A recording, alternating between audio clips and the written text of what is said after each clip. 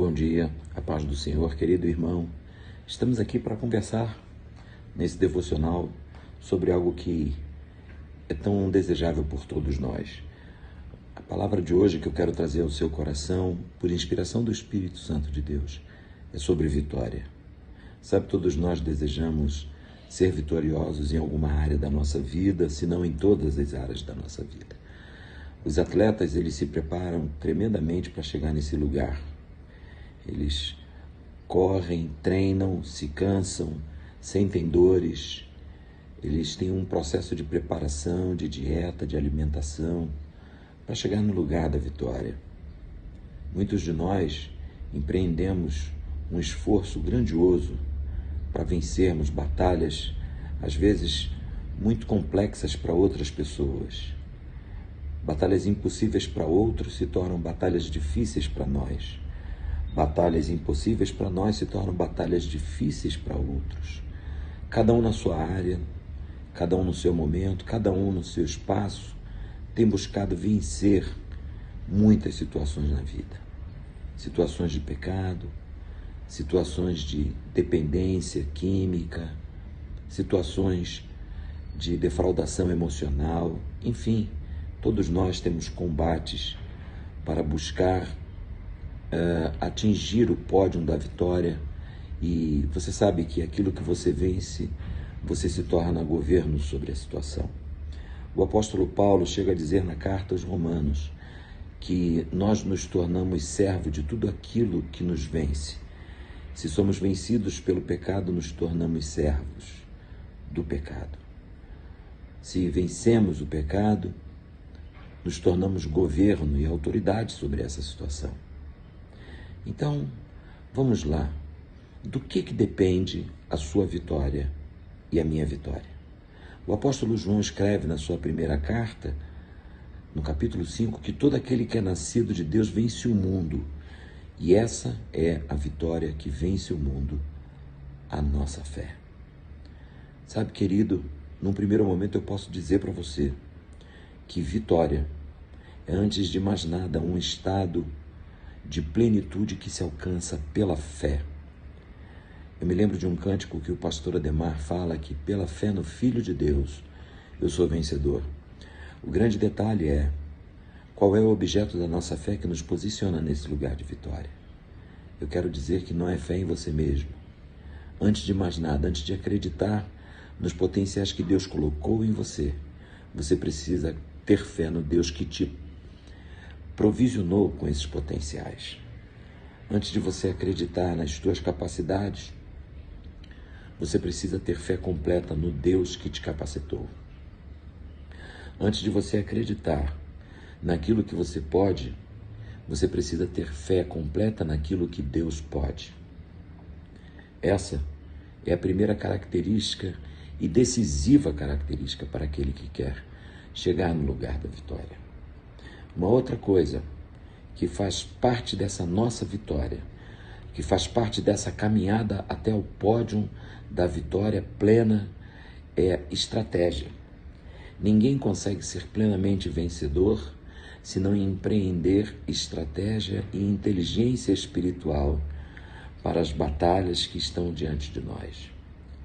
O apóstolo Paulo chega a dizer na primeira carta aos Coríntios, no capítulo 10, que as armas da nossa milícia não são carnais, mas espirituais e poderosas em Deus para destruir fortalezas e toda altivez que se levanta contra o conhecimento de Cristo, trazendo cativa toda a mente à obediência de Cristo.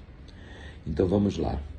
Quem quer ser vencedor não vai discernir batalhas espirituais, em discernindo batalhas espirituais, usar armas carnais.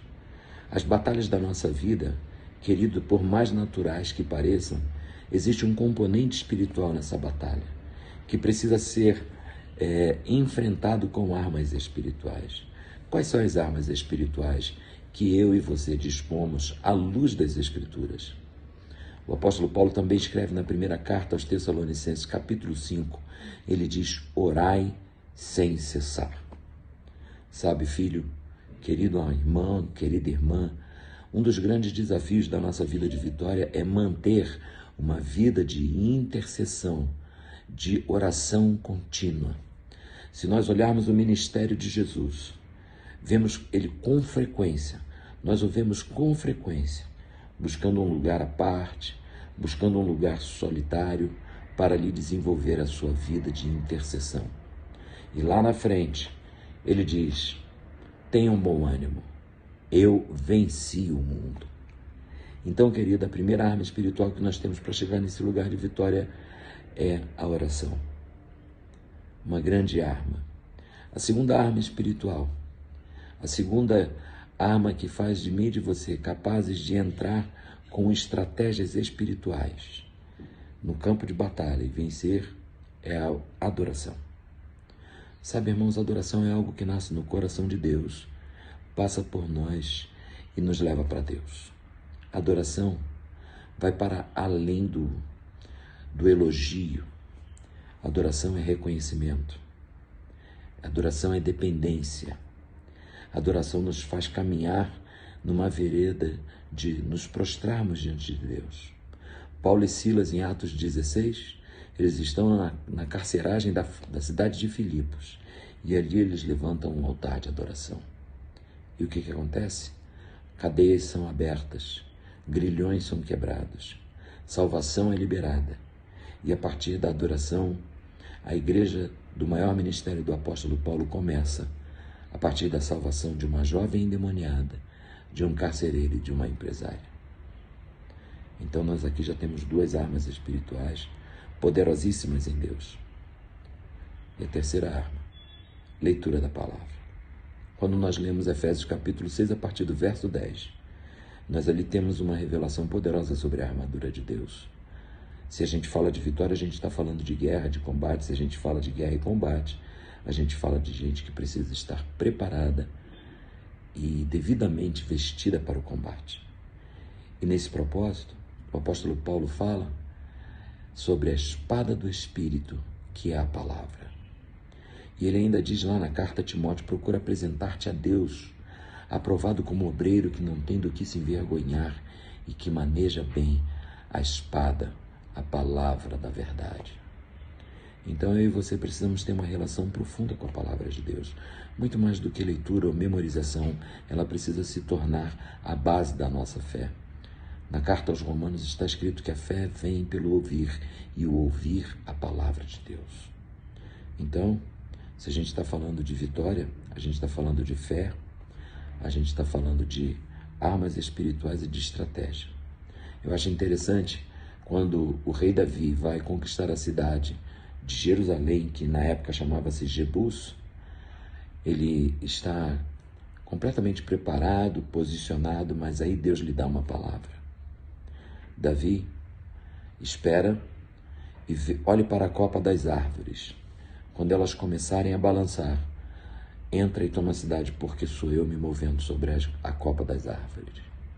Sabe, irmãos, uma poderosa estratégia para vencermos as batalhas da vida é vermos o Senhor adiante de nós, é dependermos completamente do mover de Deus. Lá em Êxodo, o Senhor fala para Moisés: Moisés, eu ouvi o clamor dos filhos de Israel, vi a opressão que eles estão sofrendo e desci. Ouvi, vi e desci. Sabe, irmãos, a nossa vitória está, antes de mais nada, em crer que o nosso Deus peleja por nós.